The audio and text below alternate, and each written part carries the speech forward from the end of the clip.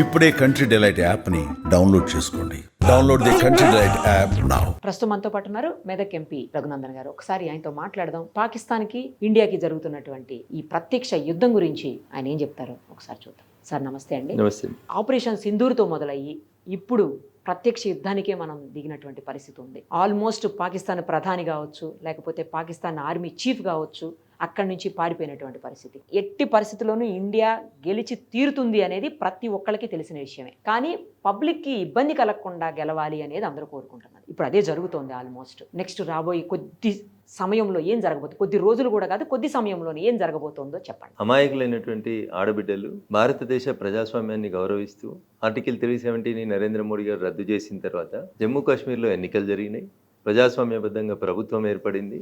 జమ్మూ కాశ్మీర్ ప్రధాన ఆదాయం టూరిజం. భారత ప్రభుత్వం నరేంద్ర మోడీ గారి నాయకత్వంలో ప్రశాంతమైనటువంటి వాతావరణాన్ని గత 2 సంవత్సరాలుగా ఏర్పాటు చేసిందని విశ్వసించి ఈ దేశ ప్రజలు సుమారు 25 లక్షల మంది టూరిజం పేరిట జమ్మూ కాశ్మీర్ని విజిట్ చేసి అక్కడి ప్రాంతంలో ఒక మంచి వాతావరణాన్ని కల్పించి అక్కడి ప్రజల ఆదాయాన్ని పెంచేందుకు ఈ దేశ ప్రజలంతా కాశ్మీర్ మాది అని చెప్పి ప్రశాంతంగా తిరుగుతూ జమ్మూ కాశ్మీర్ ప్రజలు కూడా నరేంద్ర మోడీ గారి నాయకత్వాన్ని యాక్సెప్ట్ చేస్తున్న తరుణంలో కొంతమంది అశాంతికి, అల్లరికి, ఈ దేశ సమగ్రతకి భంగం కలిగించే రీతి లోపల పాక్ ప్రేరేపిత ఉగ్రవాద సంస్థలలో శిక్షణ పొందినటువంటి పట్టుమని పిడిగడు లేనటువంటి మంది వచ్చి భారతదేశంలో ప్రశాంతతని భగ్నం చేసేందుకు ప్రయత్నించి భారత ఆడబిడ్డల్ని మీది ఏ కులం, ఏ మతం అని అడుగుతూ చంపి వాళ్ళ కళ్ళ ముందే వాళ్ళ భర్తల గుడ్డలు విడదీసి మతాన్ని ఐడెంటిఫై చేసి చంపినప్పుడు నా భర్తతో పాటు నన్ను కూడా కాల్చమని అన్నప్పుడు పోయి మోడీకి చెప్పుకో అని చెప్పి ఎకసెక్కాలు ఆడినటువంటి ముష్కరులకి సమాధానం చెప్పాలని ఈ దేశంలో ఉన్న ప్రతి పౌరుడు కోరుకుంటాడని నేను అనుకుంటున్నాను. కోరుకున్నారు సార్,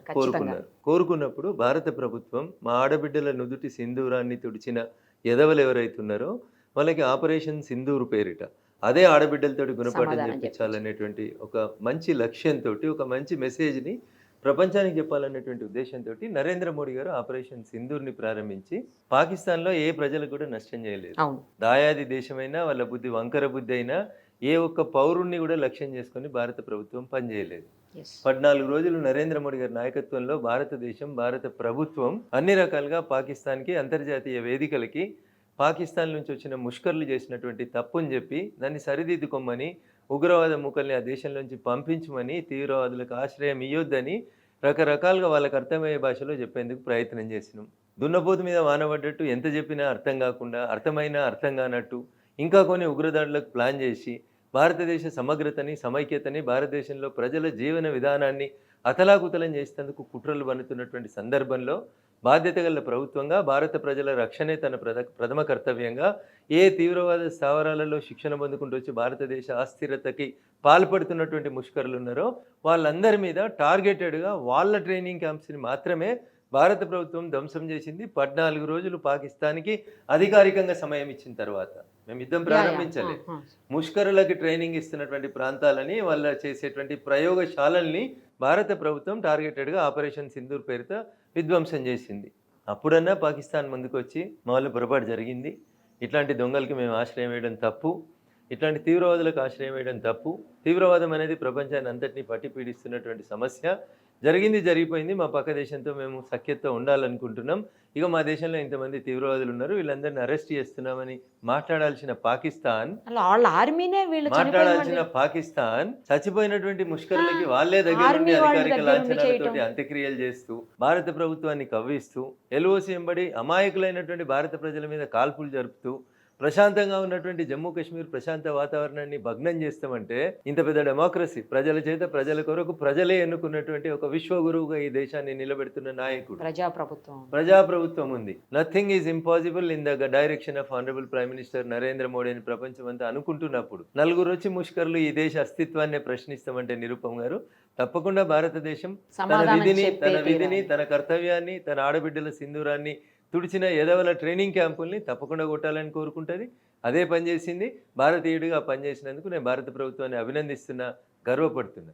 కానీ ఎల్ఓసి దగ్గర నియంత్రణని వదిలేసి భారత పౌరుల మీద, సివిలియన్స్ మీద దాడులు చేసి భారత గగనతనంలోకి డ్రోన్స్ని పంపించి భారత రక్షణ వ్యవస్థ మీద కూడా మేము దాడి చేస్తామనేటువంటి పాకిస్తాన్ చేపట్టిన కవింపు చర్యల్ని ఖచ్చితంగా ఈ దేశ ప్రజల్ని రక్షించుకోవాల్సిన బాధ్యత కలిగిన ప్రభుత్వంగా ఎక్కడికక్కడ కంట్రోల్ చేస్తూ ఉన్నాం, నియంత్రిస్తూ ఉన్నాం. మన సైడ్ నుంచి యుద్ధం మొదలు కాలే, మన సైడ్ నుంచి అంతర్జాతీయ నిబంధనలు ఎక్కడ బ్రేక్ చేయలే.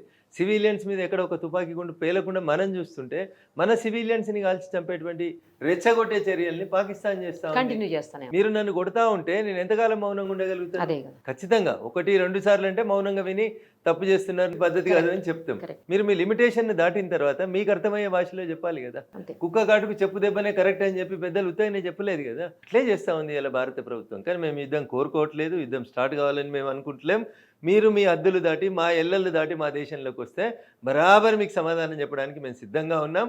ఇంకా కాదని మీరు ముందడుగేస్తే 1971లో ఏం జరిగిందో అదే గుణపాఠాన్ని మళ్ళీ ఒకసారి పాకిస్తాన్కి చెప్పడానికి భారత సైన్యం, భారత ప్రభుత్వం నరేంద్ర మోడీ గారి నాయకత్వంలో సిద్ధంగా ఉంది. ఇప్పుడు బెలూచిస్తాన్ కూడా వాళ్ళు హ్యాపీగా ఉన్నటువంటి పరిస్థితి సార్. వాళ్ళు కూడా జెండాలన్నీ పీక్ అవతల బారేసి వీళ్ళ సొంత జెండాలు పెట్టుకుంటున్నటువంటి పరిస్థితి ఉంది మొత్తం దేశవ్యాప్తంగా. అంటే ఇక్కడ జరుగుతున్న అంటే ఇండియా మీదకి వాళ్ళు రావటం వల్ల బెలూచిస్తాన్కి కూడా మంచి జరిగింది అని చెప్పి కొంతమంది అంటా ఉన్నారు. సో పాకిస్తాన్ భూభాగంలో సుమారు 44% బలూచిస్తాన్ ఉంటుంది ఏరియా వైజ్గా చూసుకున్నప్పుడు. పాకిస్తాన్ అనే దేశంలో బలూచిస్తాన్ అనే ప్రాంతం 44% ఏరియా ఉంటుంది. పాకిస్తాన్ జనాభాలో కేవలం 7% మాత్రమే బలూచిస్తాన్లో నివసిస్తున్నారు.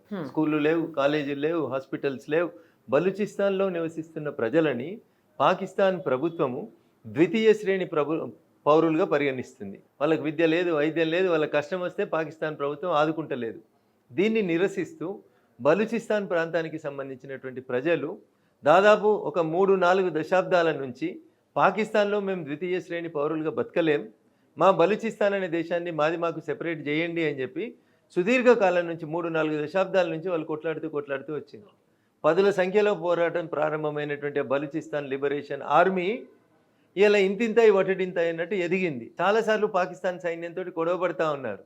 ఇలా పాకిస్తాన్ సైన్యం బలూచిస్తాన్ నుంచి భారత బార్డర్ వైపు పోతున్నప్పుడు బలూచిస్తాన్ లిబరేషన్ ఆర్మీ BLA నాయకుడు 2001లోనో 2002లోనో నాయకత్వం వహించినటువంటి వ్యక్తి ఇప్పుడు ఉన్నాడు. అతను ఇదే అదనుగా తీసుకొని పాకిస్తాన్ సైన్యాన్ని బయటికి పంపించేసి బలూచిస్తాన్ని స్వతంత్ర దేశంగా ప్రకటించుకోవాలనుకుంటున్నాడు. 44% area of Pakistan comes under Balochistan. 7% of the population బలూచిస్తాన్లో ఉంది. బలూచిస్తాన్లో అన్ని రకాలైనటువంటి ఖనిజ సంపదలు, అన్ని రకాలైనటువంటి ప్రకృతి సహజ సిద్ధంగా లభించేటువంటి అన్ని సంపదల్ని కలిగినటువంటి ప్రాంతం బలూచిస్తాన్. మరి బలూచిస్తాన్లో పుట్టిన వాళ్ళు బలూచిస్తాన్లో కాకుండా పాకిస్తాన్లో ద్వితీయ శ్రేణి పౌరులుగా ఉండడాన్ని వాళ్ళు చాలా కాలం నుంచి పోరాడుతున్నారు. 4 దశాబ్దాల నుంచి పోరాడుతున్నారు. ఒకవేళ భారతదేశం పాకిస్తాన్ లాగా చిల్లర ఆలోచన చేసి ఉంటే బలూచిస్తాన్కి BLAకి మనం కూడా ఆయుధాలు ఇచ్చి పాకిస్తాన్ వాళ్ళని చంపించేవాళ్ళం ఈ పాటికే. బలూచిస్తాన్ ఒక స్వతంత్ర దేశంగా ప్రకటించమని కోరేటోళ్ళం. We never tried that one.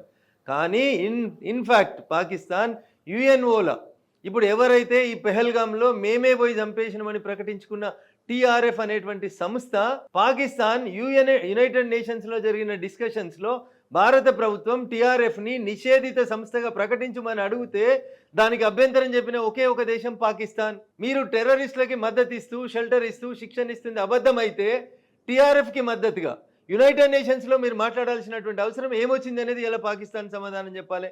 ఒక్కసారి కాదు 2 సార్లు యునైటెడ్ నేషన్స్లో TRF అనేటువంటి సంస్థని జైషే మహమ్మద్ లాగా, లష్కరే తోయిబా లాగా నిషేధించండి అని భారత ప్రభుత్వం ప్రతిపాదించిన రోజు దాన్ని వ్యతిరేకించింది పాకిస్తాన్ ప్రభుత్వమే. దీన్ని బట్టి ఏమర్థమవుతుంది అంటే లష్కరే తోయిబా వాళ్ళు మా దగ్గరనే ట్రైనింగ్ అవుతారు, జైషే మహమ్మద్ మా దగ్గరనే ట్రైనింగ్ అవుతుంది, కాందహార్లో విమానాన్ని హైజాక్ చేసి ఇడిపించకపోయిన తీవ్రవాదులకి మేమే షెల్టర్ ఇస్తాం, వాళ్ళకి AK-47లతోటి మేమే బందోబస్తు ఇస్తాం, మేమే ట్రైనింగ్ క్యాంపులు నడుపుతాం, సుస్థిరంగా ఉన్న భారతదేశాన్ని అస్థిరం చేస్తామంటే భారత ప్రజలు, భారత పౌరులు ప్రశాంతంగా నిద్రపోవాలంటే ఏం చేయాలో చేస్తా ఉంది భారత ప్రభుత్వం. ఎక్కడ వరకు దారి తీయొచ్చు సార్ ఇది? ఇప్పుడుతో కనీసం కట్టడి చేయగలుగుతామా పాకిస్తాన్? అడిగే ప్రశ్న ఏముంటుంది అనే దాన్ని బట్టి రఘునందన్ నుంచి వచ్చే సమాధానం ఉంటుంది.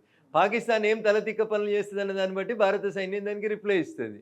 మనం రిప్లై ఇస్తా ఉన్నాం. మనం యుద్ధం కోరుకుంటలేము, ఇంకా శాంతి కాముకంగానే ఉండాలనుకుంటున్నాం. కానీ వాళ్ళు ఇంకా కొట్లాడాలనే మూడ్లో ఉన్నప్పుడు మనం ఏం చేస్తాం నిరుపమ గారు? వారు కోరుకున్నదే మనం ఇస్తాం. వాళ్ళు ఏ వినాశనాన్ని కోరుకుంటున్నారో ఆ వినాశనాన్ని భారత్ ఇస్తుంది వాళ్ళకి. POKని ఇప్పుడన్నా మనం అంటే పాక్ ఆక్యుపైడ్ కాశ్మీర్ ఏదైతే ఉందో అది మనది, అది ఇప్పటికైనా మనం సాధించుకోవాలి. ఒకవేళ ఈ దేశ ప్రజలందరి ఆకాంక్ష అదే అయితే ప్రజల చేత ప్రజల కొరకు ఎన్నుకోబడినటువంటి పాలకుడు నరేంద్ర మోడీ గారు ఖచ్చితంగా అదే చేస్తారు. జరుగుతున్నటువంటి ఏదైతే మనం యుద్ధం అంటామా, లేకపోతే ప్రత్యక్ష యుద్ధమా, పరోక్ష యుద్ధమా, లేదా ఇద్దరి మధ్యన జరుగుతున్నటువంటి గొడవన ఏదైనా కానివ్వండి, కానీ పౌరులకు ఇబ్బంది కలగకుండా ప్రజా ప్రభుత్వమే ఉంది కాబట్టి ప్రజల్ని దృష్టిలో పెట్టుకొని చేస్తారు అని చెప్పేసి ప్రతి ఒక్కళ్ళు మాట్లాడుతున్నారు. 100% ఇప్పుడు నిన్న రాత్రి నుంచి పాకిస్తాన్ చేస్తున్నటువంటి కవ్వింపు చర్యలలో సాధ్యమైనంత వరకు ఈ దేశ పౌరుల రక్షణనే మా ప్రథమ కర్తవ్యంగా పనిచేస్తుంది భారత సైన్యం తప్ప ఇంకొక లక్ష్యం లేదు అక్కడ.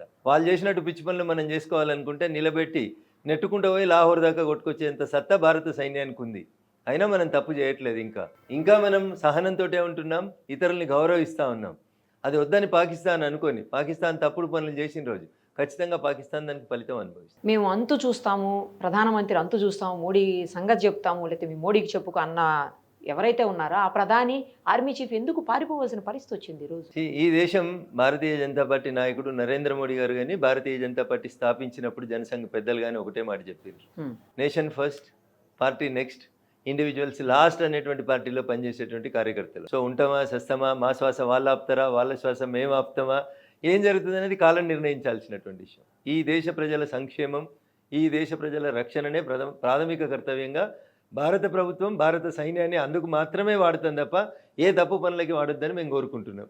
ఒకవేళ ఎదురున్నోడు కుక్క కాటు చేస్తే తప్పకుండా చెప్పు దెబ్బనైతే కొట్టాల్సిన పరిస్థితి ఉంటుంది, తప్పకుండా కొట్టి చూపిస్తుంది. ఇప్పుడు మరోవైపు అమెరికా కూడా పాకిస్తాన్కి సపోర్ట్ చేస్తుందా చెయ్యట్లేదా అర్థం కానటువంటి సిచ్యుయేషన్లో, అది అంతకు ముందంతా పాకిస్తాన్కే సపోర్ట్ చేసింది అనుకోండి, ఈ మధ్యకాలంలో చేంజ్ అయిందా లేకపోతే ట్రంప్కి మరి ఏమైందో అర్థం కావట్లేదు. రెండు స్ట్రాంగెస్ట్ దేశాలు కాబట్టి సంయమనం పాటించండి, కొట్లాడుకోవద్దని చెప్తున్నాడు. ఎవరు స్ట్రాంగెస్ట్ దేశం? పాకిస్తాన్ స్ట్రాంగెస్ట్ దేశం. సో ఎవరి కళ్ళతో చూస్తే ఎవరికి ఏం కనబడుతుందో మనకు సంబంధం లేదు. ప్రపంచంలో అందరికంటే మనం స్ట్రాంగ్ అని నేను విశ్వసిస్తాను. నా ప్రధానమంత్రి, ఈ దేశ ప్రధానమంత్రి నరేంద్ర మోడీ కూడా భారతీయులే స్ట్రాంగ్ అని విశ్వసిస్తారు. కాబట్టి భారతదేశం హితం ఏదో భారతదేశ ప్రజలే నిర్ణయిస్తారు, భారత ప్రధాని నిర్ణయిస్తారు. ఇతరులు ఇచ్చే ఉచిత సలహాలని వినాలన్నా వినకూడదా అనేది భారత ప్రజానికం ఆలోచించుకుంటారు, భారత ప్రభుత్వం ఆలోచిస్తుంది, అఖిలపక్ష సమావేశంలో తీర్మానం చేస్తారు, దానికి అనుగుణంగా భారత ప్రభుత్వం ముందుకు. అంటే ఎటువైపు సపోర్ట్ చేస్తుంది అనేది ఇప్పుడు వాళ్ళు ఎటు చేసినా నిరుపమ గారు, వాళ్ళు ఎటు చేసినా మనకు పెద్ద ఫరక్ పడేది ఏం లేదు. భారత ప్రభుత్వం తన కాళ్ళ మీద తను నిలబడుతుంది.